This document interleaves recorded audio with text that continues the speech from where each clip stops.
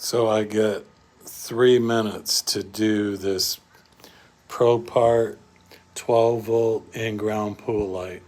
First of all, my pool is 20 years old, and I took the light all apart. It comes out, there's just one screw holding the light into the fixture there.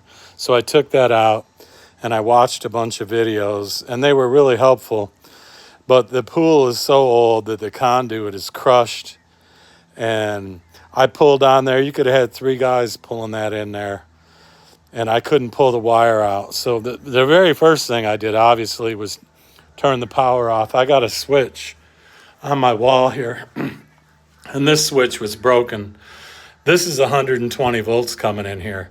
So if you see that conduit, that's going up into my ceiling, and then I'll go over to my sub panel with you. And then, so I got a 30 amp sub panel for all my pool equipment.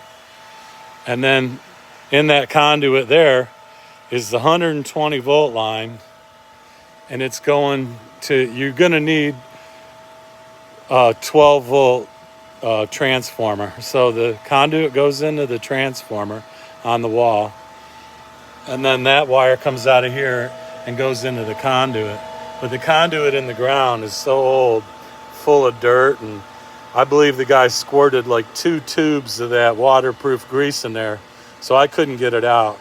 So what I did was I just cut the wires off at the light, and I tested this for 12 volts. And I got the in-ground pool 10-inch propart. I'm going to run out of time here.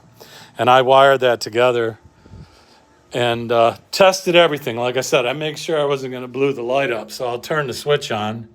Remember, this is 120 volts. And then you can see my light, and it works. And I'm real happy with it. All I got to do is get back in the pool. And it says when it's out of the water that you can only leave it on for 10 seconds. So I'll shut it off. And so far, I'm real happy with it. And like I said, this application is for an older pool. And they got this waterproof connector, so I'm gonna put that on there, seal it up, let it sit for a day, and that should do it. I hope this helps you. 12 volt in-ground propart.